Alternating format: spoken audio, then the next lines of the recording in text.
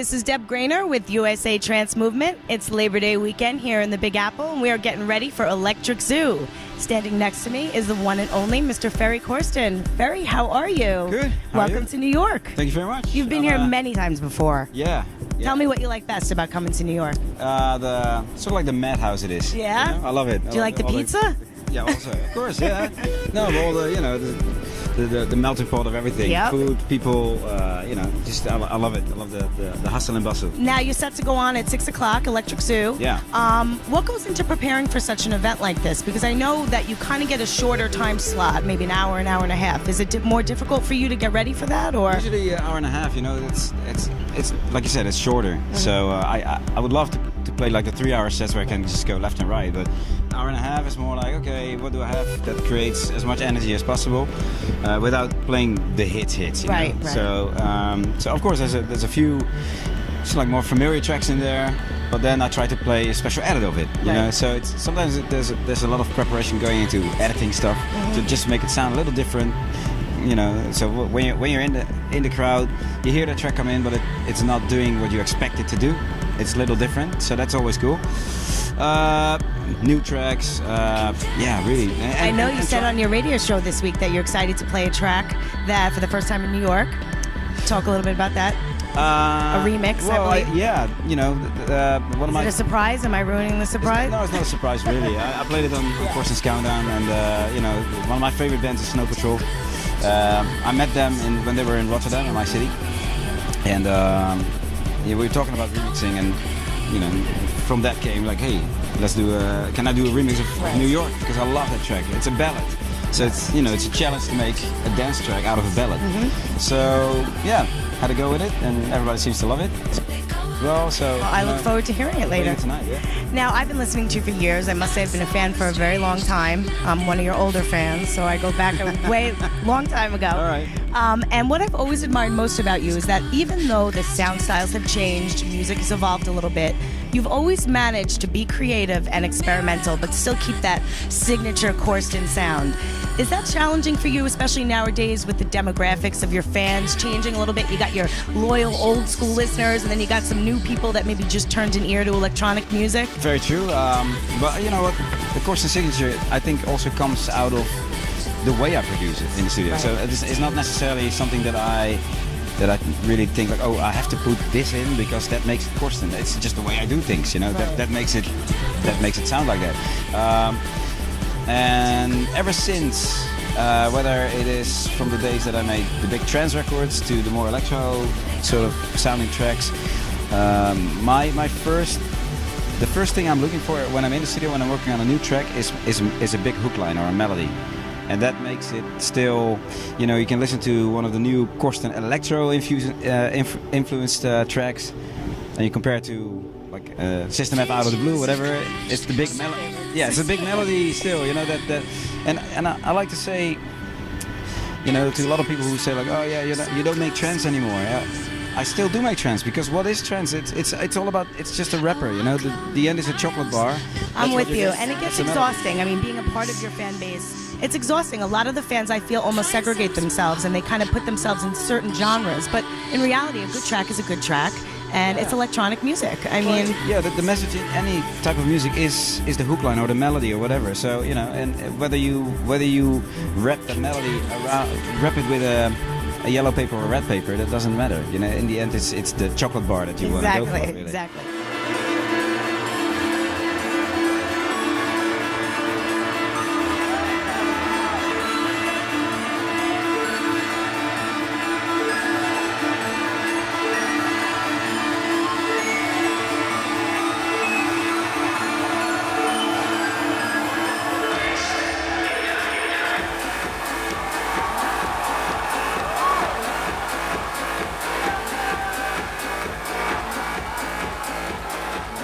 Get started? I mean, was this something that you wanted to do? Did you wake up and say, I want to be a world-renowned DJ? Or is this just a hobby that turned into something bigger? Yeah, ever since I was a little kid, 9 years old, I was just crazy about music, and preferably music that was not really on radio and, like other stuff. Because I had a couple of neighbors neighbor kids that were older than me, and they were playing all these records, and they were already with turntables. And as a 9-year-old kid, you're like, wow, what's that? You know.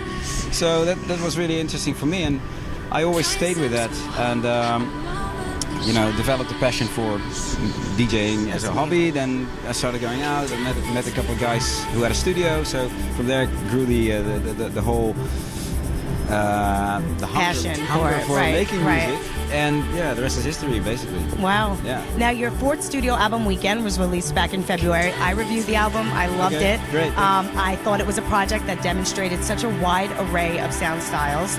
And I know a lot of people probably asked you what was your favorite part of making that project. But I'm going to ask you, what was the most challenging part when you were producing the album and making? Was there anything that maybe was a little bit difficult for you? Well, it's something that I've tried with the previous albums.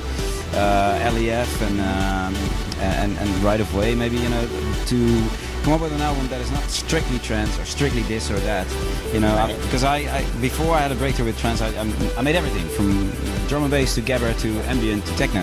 So I've always been very, you know, diverse, and but I never felt that I got it quite right to make an album that sounds uniform, you know, with different styles in it. And I think I managed to do that quite well with Weekend. And that was the biggest challenge, to actually get it right this time. What inspires you when you're actually creating a track? I mean, where do you get your ideas from? Is it other artists? Is it, you know, maybe a completely different genre of music? I mean, what actually gives you your ideas? Very often it's completely different styles of music. It could be jazz, could be classical music, you know, it's something completely different. Everything basically without a 4/4 beat. Do you have a certain genre that you like the most? Maybe it's something you don't play all the time, or something in particular you like them all? It's like saying you have three children. You like them all in different ways. Yeah, I know, but you cannot pick right, one, you know? exactly, Yeah. exactly. My favorite style of music to listen to is basically like jazz influenced chill out stuff. You know, when I'm in the car, that's what I Very play. cool. Very different. You want to get away from the, you know, Right, exactly, usual stuff. exactly. But so it's different kind of music. It's when I travel, you know, people I meet, the food I eat. I don't know. It could be every day-to-day Imagine things. you meet so many different types of people But too. So most inspiration comes out of having a new plugin or a new piece of equipment that just does something with the sound. Right. And I'm playing the keyboard and I'm going through the new sounds, and all of a sudden I'm like, wow, this is cool, and wow. and technology is always changing, so you probably Yeah. always have a new toy to play with. Yeah, so yeah. that's pretty So, cool. And it's crucial to be sort of like really early with having new stuff, Right. you know, because then you discover the new Right. big little toy Yeah. that thing features, and you know, there is your new sound. So. Election 2012. Are you ready?